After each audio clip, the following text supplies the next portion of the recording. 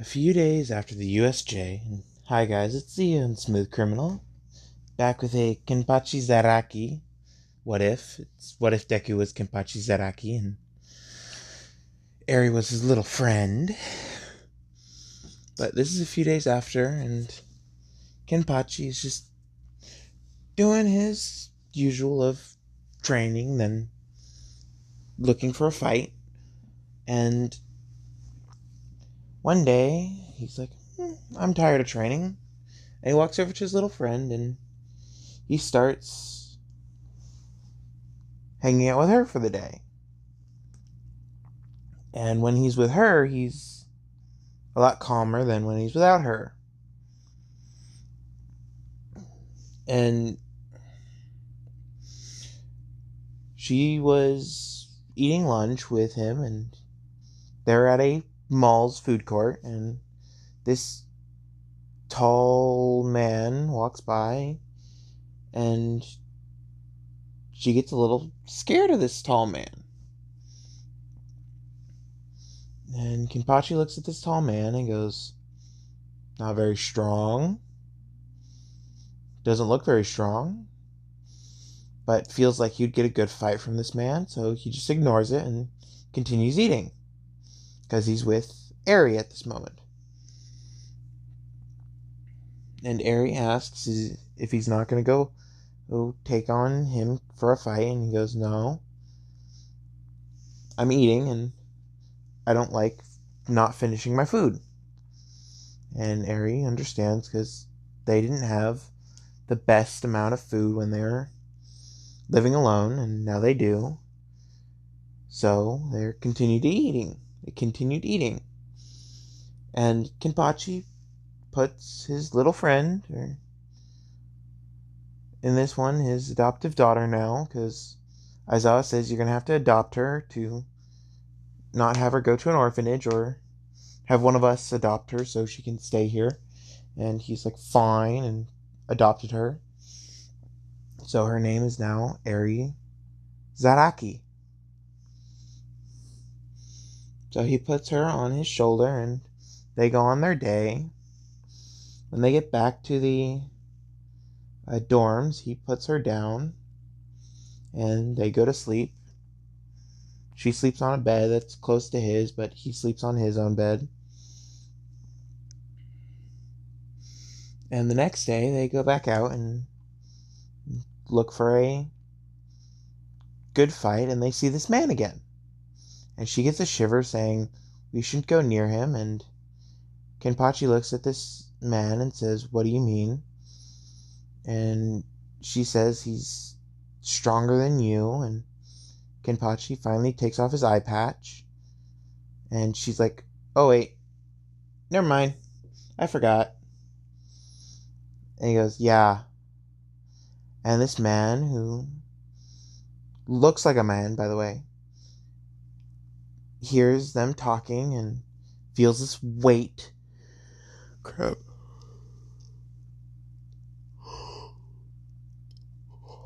I'm sitting down or laying down on my bed. I yawn. I hate it. Sorry about the yawn.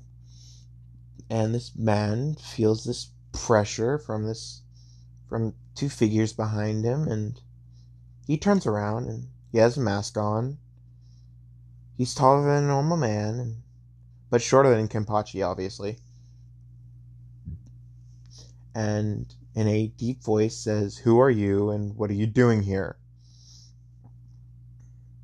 And Kenpachi says, I'm looking for a fight and I feel like you could give me one. And this man, who's a little afraid of Kenpachi, goes, sure, why not? I've never been hurt by anybody, so why not? And Kenpachi starts smiling, saying, I've never been hurt by anybody except one. Maybe you can help with that too. And Kenpachi pulls his zanpakuto and says, I'll give you the first slice. And this man pulls out a sword from thin air and it changes into a... Okay.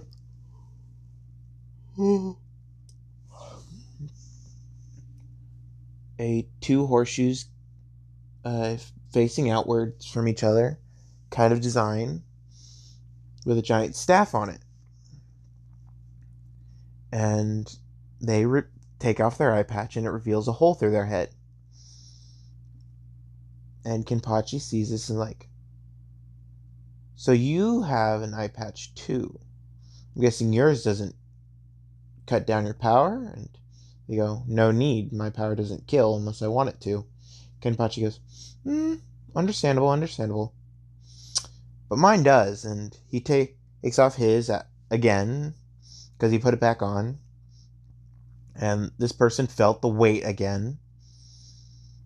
And is like, well, I gotta try. And so they swing, and Kenpachi doesn't get hurt, but his clothes get torn. What?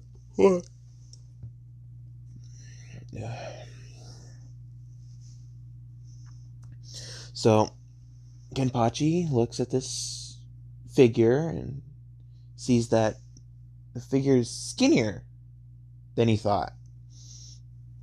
So he brings up his sword and slashes and cuts the clothes off of this figure. Well, most of the clothes.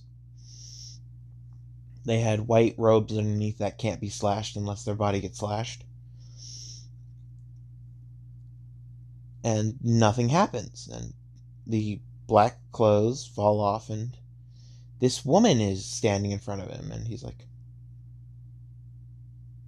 I thought you were a man for a second. And she goes, everybody does. And he goes, makes sense, because you had a mask on, you had a voice changer that I apparently destroyed, and you had dark clothes that covered everything. And she goes, yeah, I normally do that, because most people who see my weapon and me are scared. And he goes, why? You're just indestructible like me. And he starts smiling like, this is gonna be fun. And she starts smiling like, ooh, fight. So Kenpachi says, I have a proposition for you, and you might and may not like it. And the woman says, okay, what is it? And he says, you join me in a fight in the middle of the woods, and if I win, you fight me every day until, well, we can hurt each other, and if you win, you get to fight me every day until we hurt each other.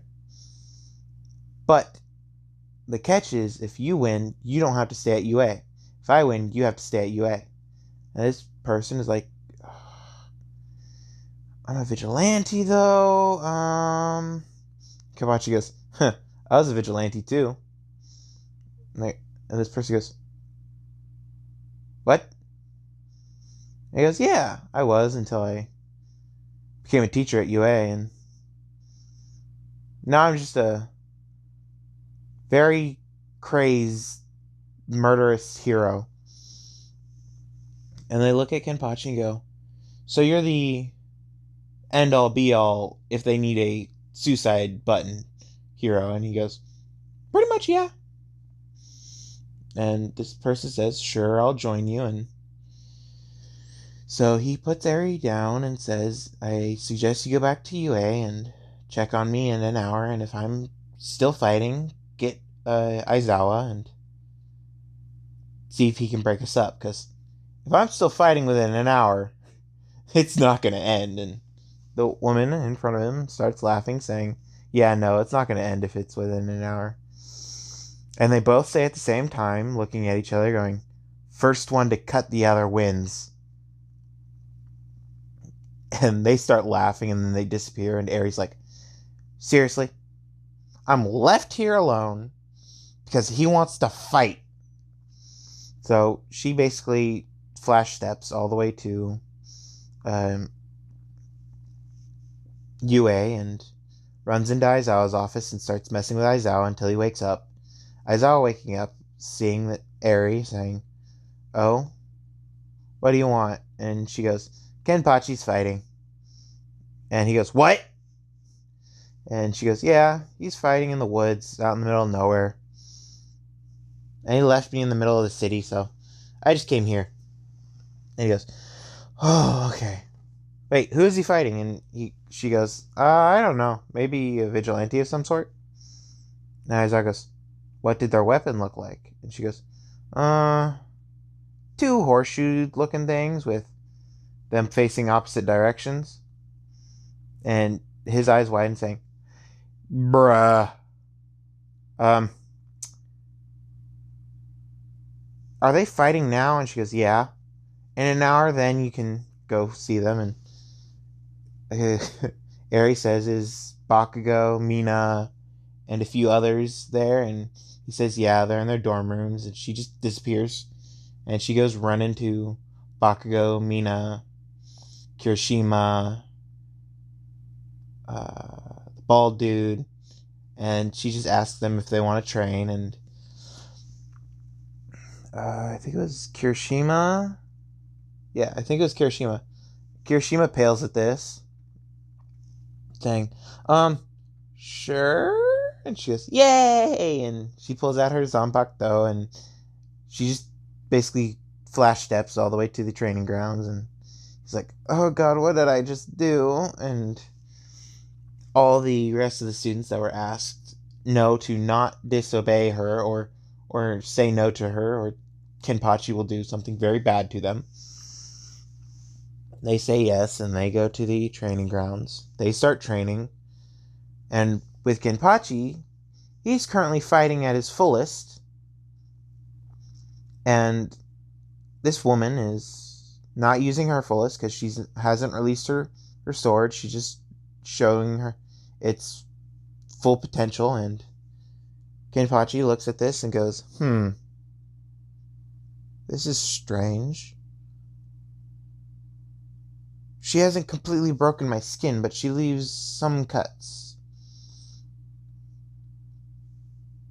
And he is like, what are you doing with your sword? And she goes, I'm using its name. And he goes, really? And she goes, yeah. Don't you have a name for your sword? And he goes, I do, I think. And then he remembers to a talk he had with Aizawa about how all swords have names, and you need to know the name before it is a true sword or your blade.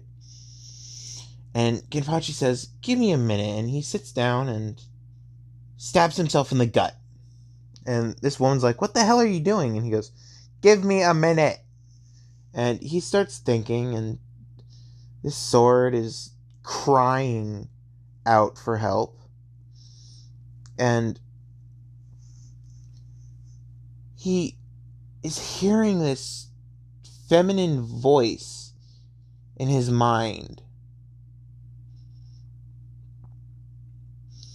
He's hearing it loudly, but he can't seem to find it.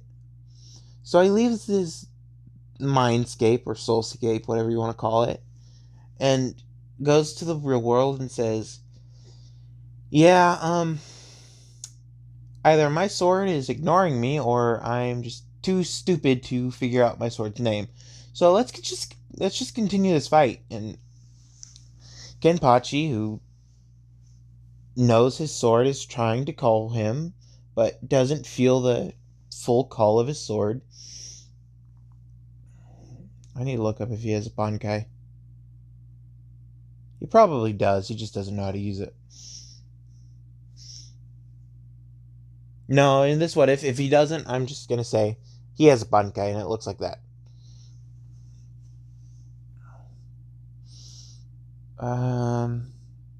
Yeah. So it's now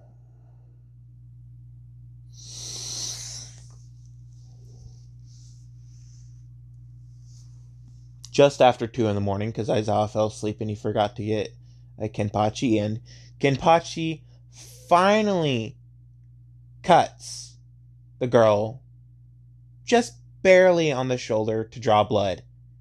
And they were having so much fun, they completely forgot about the bet that they had. So she finally says, you win, you cut me. And they start talking and getting to know each other because they love fighting each other. And days later, Kenpachi arrives at UA again, and Arie yells at him, saying, "What the hell? You just left me there." And he goes, "Sorry, sorry. If it makes you feel any better, I'll help you with training." And she goes, "Yeah."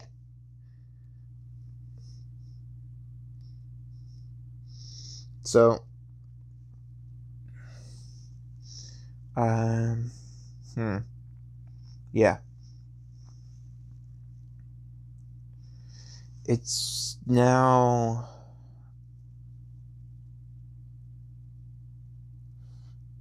Yeah, I just finished the USJ. So it's now the sports festival, and Kenpachi is absent for it. Everybody else is doing perfectly fine. Like I said in the summary of this, the bald guy puts his staff on the side of the arena and says that he's not going to use the staff. He just needs it to be active so he gets a boost.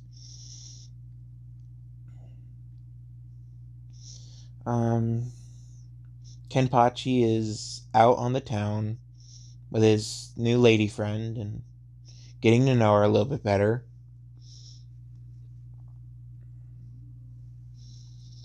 And that would work. So they go to the forest after a few meals and getting to know each other even better. And she says that your sword is an extension of your soul. And he goes, "What are you talking about now?" And she goes, just listen, just listen. And he's like, "Fine." So she says, "Your sword is an extension of your soul. It brings out your personality in its truest form, and it gives you the abilities that you've yearned for since its creation."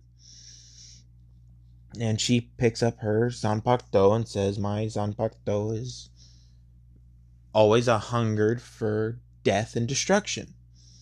And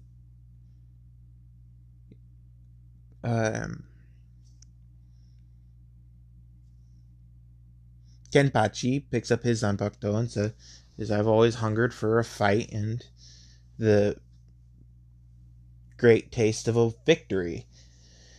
And she goes, "Okay, that makes sense." And she points to her face and says, "I've always been ridiculed for what I look like, but you're the first one who hasn't ridiculed for what I look like." And he goes, "I don't care what people look like as long as they can give me a fight or respect my power. I don't care what they look like." And he says, "My little..." And he's thinking for the right word, and he says, "Scratch that. My daughter, the little one you see with the white hair and pink tips, is the light of my life right now because she's the only thing that I'm willing to protect besides the will to fight within me. The will to fight will always burn on, but if she gets hurt, I'm willing to fight for her." And this woman sees this and goes, "Okay, so you're precious to her and she's precious to you. Makes sense." And then she asks, "How did you guys meet?" Kenpachi says, "We met in the forest, roughly around this area, and I've been taking care of her ever since." And this woman asks, "When did you meet?" And he says, "I met her a while ago. I think it was maybe 5, 6 years ago." Because he just doesn't remember her age. And she goes, "Oh, okay." And this woman's like, "So is she the girl I'm after?" And he goes, "I met her so long ago, I don't remember her age. And I've just gotten used to her being there to guide me everywhere because I can't sense anything. All I can sense is when someone gives me a good fight or not." And she goes, "Is that why you challenged me?" And he goes, "Yeah. I could sense that you could give me a good fight." And she goes, "Oh, okay. Makes sense." And they continue talking and they get along even better. And then they finally get back to the arena and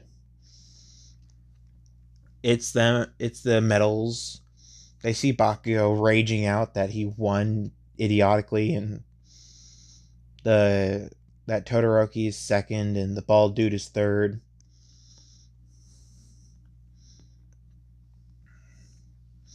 So Kenpachi's like, I'm gonna have to beat that anger out of that kid. And this girl the woman next to him says, "Can I join you in training them?" And he goes, "Sure, why not?" And so it's the next day after the sports festival, and Kenpachi walks in and says, "We have a guest for training, and she is here as a guest from me for the rest of y'all to train with." And when they heard a guest for him and everybody else to train with, they immediately paled, thinking, "Oh God, what's going to happen?" So she walks in, and she has her eye patch on, and she waves, and by the way, she has dark green hair. Kenpachi has black hair with green outlines in it, but she has dark green hair. So,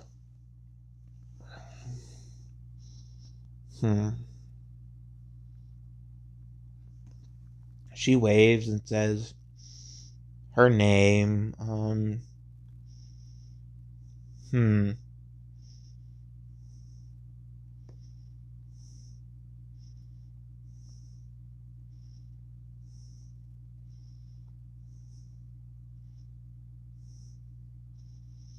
If you know who this character is and where this name came from, good for you. She says her name is Konan Haruno. If you know where those names came from and what characters they go to, good for you. But I am not very intelligent with names, so I'm just borrowing names from other series. So they get out to the training field and they start training, and she sees how hard they're training. It's like, "What the hell are you doing to these kids?" And he goes, "Training strength, speed, endurance. Yeah, everything." And she looks at Kenpachi and says, "Damn, which weight is yours?" And he picks up his weight, the 3.5-ton weight now, because it's just getting bigger and bigger. And he says, "This one," and she lifts it up perfectly fine with one hand, and she goes, So she releases her Zanpakuto, and she puts it on a finger and goes, "Hum." And he goes, Why aren't you subtracting your power so you have a harder time?" And she goes, "I don't know how." And he goes, "My power is based on my eyes." And he pulls his eye patch off, and he grabs the weight, and the weight just crumbles in his hand. And he puts his eye patch back on, and the rest of the students continue running after they got stopped by the enormous pressure from Kenpachi. And she goes, "Oh, okay." And she tries and tries and tries. Then she finally is like, I wonder if I let go of my Zanpakuto. So she picked up her Zanpakuto, which was on her waist, and stabbed it into the ground and put the sheath on the ground next to it. And she tried to pick up the 3-ton weight that was left. And she had trouble with it, and he goes, "Yay, you found a way to limit your power." And he stabs his Zanpakuto into the ground, and he put the sheath on the ground, and he picked up the 3-ton weight like he normally does, because he's always been doing this. And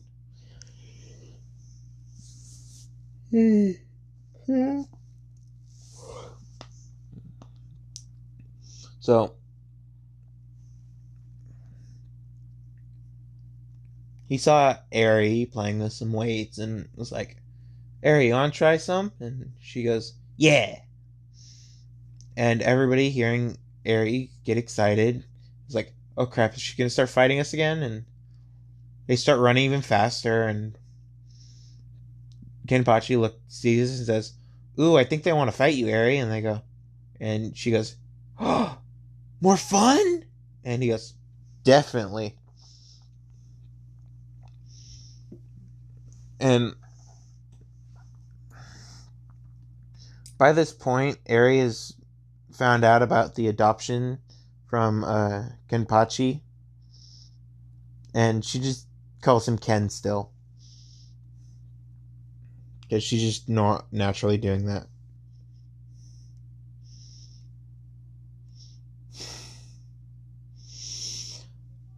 Todoroki has Rukia's Zanpakuto. Finally remembered the damn name. Ugh.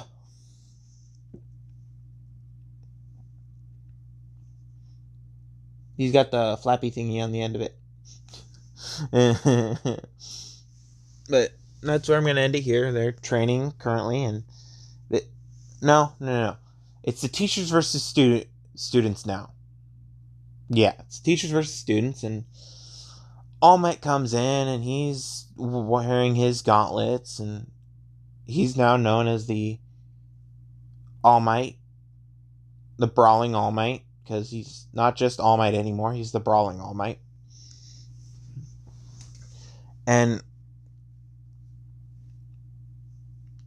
this woman shows up, and All Might's like, who is this? And Kenpachi shows up right after her and says, she's the person that has been helping me train these hooligans.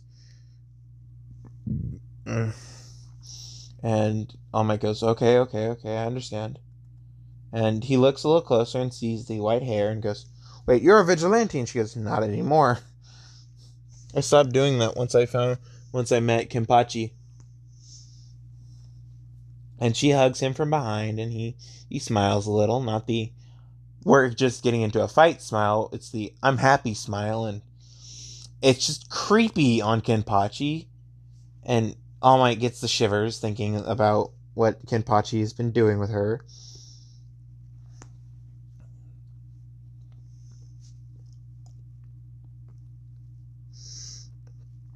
So, no. He has Chad's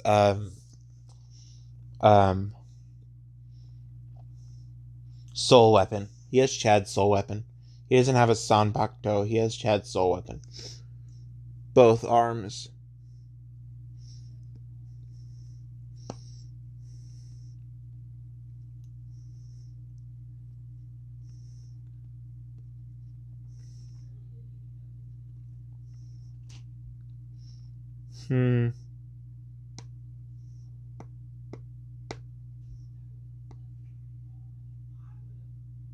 I'll be right back. So, All Might, Kenpachi, and Kenpachi's girlfriend now walk into one arena, and the students with Zanpakutos walk into that arena. The rest of the students are told to follow the other teachers to their training grounds, and they're like, why are they different? And Nezu says that those students have unlocked a special weapon that comes from someone's very soul, and they don't understand it, but apparently Kenpachi, his girlfriend, and Nezu says her name, Konan Haruko, and All Might understand it very well because they have their own. So they are fighting each other, and you guys are fighting us. And the rest of the staff gets there and show them who they're fighting. So Todoroki, Kirishima, Mina? I don't remember all of them. But everybody who I listed, the bald dude obviously, but everybody I listed who had a Zanpakuto walks into this area, and they start fighting each other.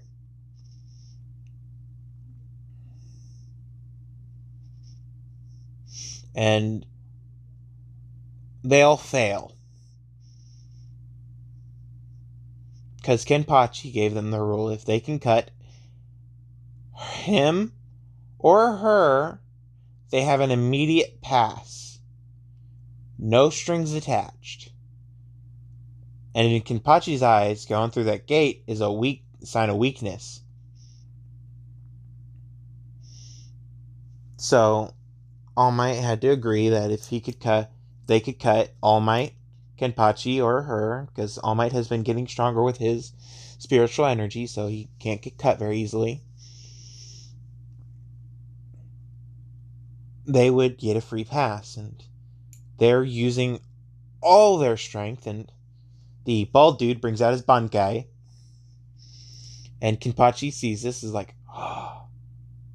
oh, so your trump card comes out, and he says, yes. And he strikes Kenpachi weakly one time, and Kenpachi strikes him back, and he's like, I can take it, hit me more, and Kenpachi keeps hitting him. And then the dragon fills up on this bald dude's middle weapon, and he starts spinning it in the air, and he's standing in midair. And he slams Kenpachi with a heart attack, and Kenpachi just walks out of it not scratched. And actually, yes, he was scratched on the side of his face, and his eye patch came off. So all damage was negated to Kenpachi, but his eye patch came off. He's like, damn it. So he shuts his left eye instead of covering it. So it's now...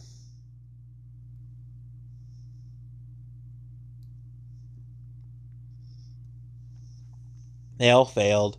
They go to the training camp like canon, and I'm going to end it here. So, what is going to happen at the training camp? Stick around next time to find out. Bye!